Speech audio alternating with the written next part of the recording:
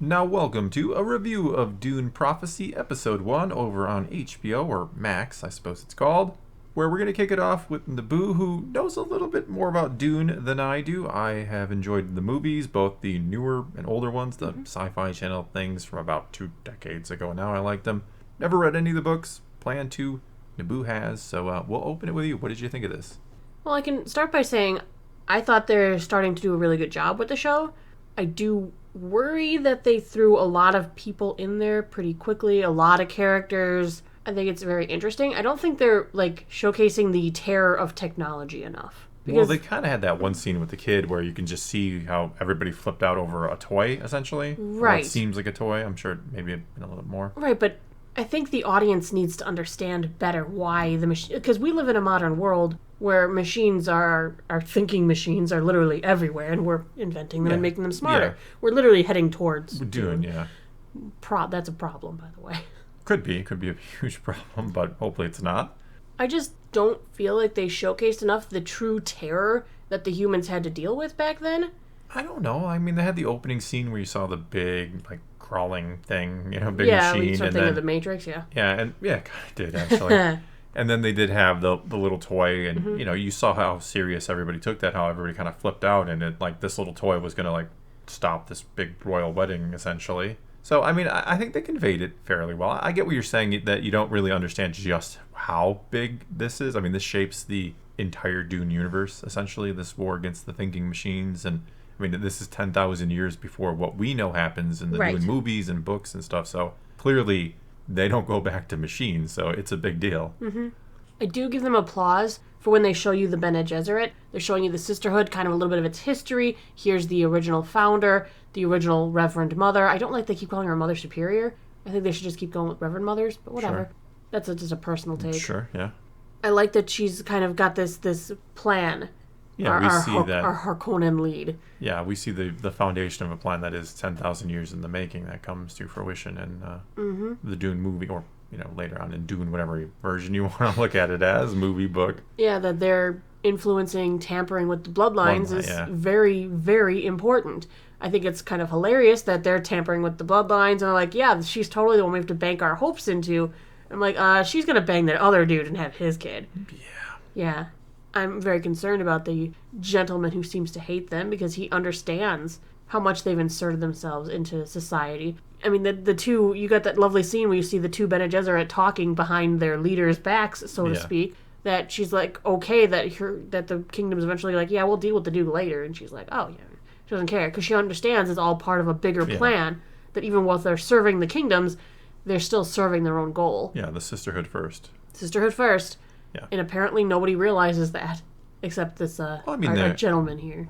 They do seem very helpful. I mean, the Emperor even kind of talks about it. She's always at my side. She never leads me astray, essentially. Mm-hmm. So they don't feel like they would, why would we mistrust them when they seem to be on our side? But it's crazy because then you hear her turn around and talk to, the Harkonnens, and she's like, so, yeah, I even got him to not trust his wife anymore. He leans on me exclusively.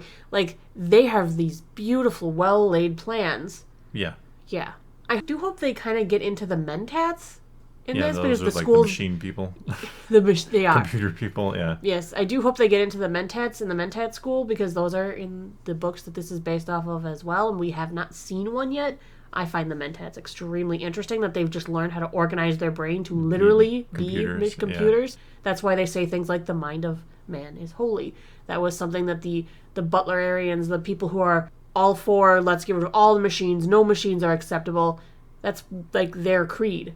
Because the mind of man is holy, no machine could ever replace it. They have a problem with the navigators. They have a problem, because they want to use the ships that were left behind by the robots, and they're like, why is technology bad? We need good technology for flying ships. You're going to send us back to the Stone Age. And well, yeah, they do mention how there are some people in there who don't think we should have moved away from machines so quickly. Mm-hmm.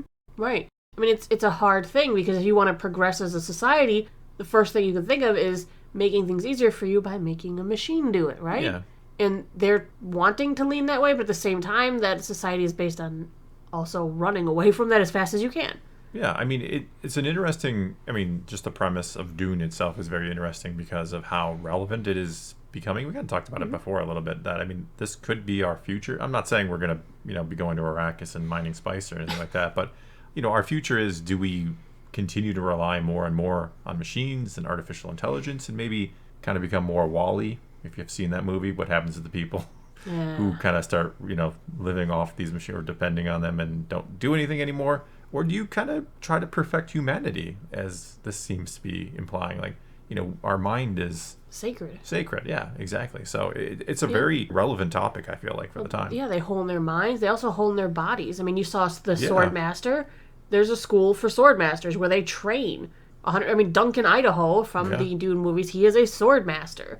He's descended from a line, and the Idahos have always been sword masters. No, yeah, I just think, I find it very fascinating, because I think this is, in a way, a question humanity will face. Like, how much are we going to turn over to machines, and how much will we allow ourselves to lose as humans? I don't know. I find the whole topic fascinating, but I'll stop there. Otherwise, I'll do a whole video on that. As a show right now, I'm finding it very interesting. I'm finding it very intriguing.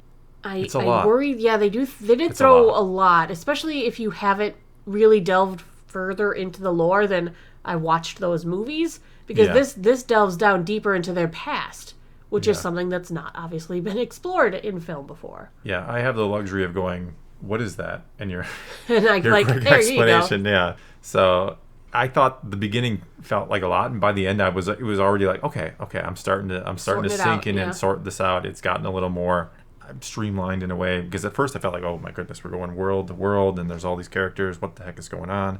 But by the end of even the first episode, I'm like, okay, I think I'm getting the gist of this. One thing I don't like with shows when they introduce a lot of characters is if they don't do enough repetition of their names. I generally will remember their role and not their name very well. Yeah. Like, I'm like, there's the Emperor.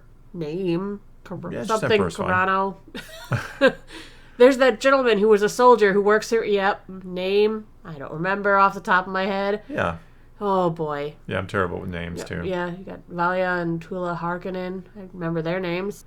But I do find that to be a little problematic if they throw too much information or too many names at once. Too many plot threads and storylines, yeah. But they also made that mistake in the book a little bit. It's not a mistake. Game of Thrones did that, and it turned out perfectly fine once you got to know everybody. But in, like, the Dune Sisterhood book, every chapter is, like, a different perspective for a while. Like, the whole thing.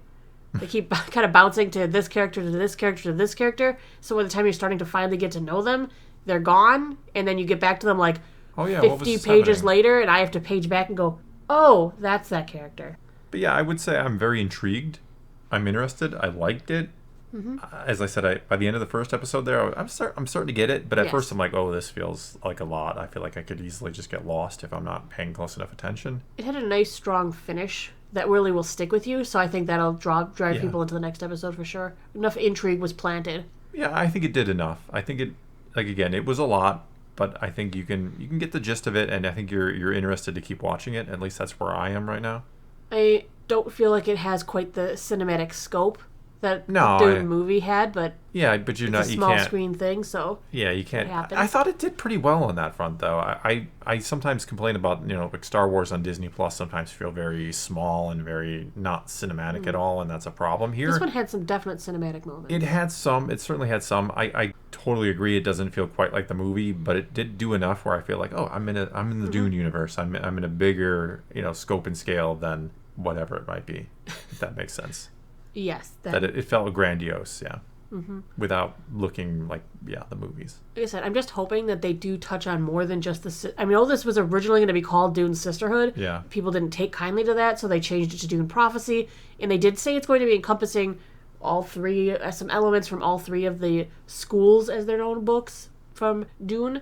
Like I said, I do hope that we get to see some of the Sword Masters, the Butlerians, the mentats. More than just the Sisterhood would be awesome. Yeah, let's hope this is another win for HBO. They've had a couple...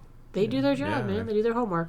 Yeah, but for now, that's all we got for you this time. It is your turn. Take to the comments below. Tell us what you thought of this first episode of Dune Prophecy, and tell us how much or little you know about Dune going into it, so we can kind of gauge if it's maybe too much. Whatever the case may be, leave those comments below. Let's talk some Star Wars, and until next time, or talk some Dune, thanks for watching.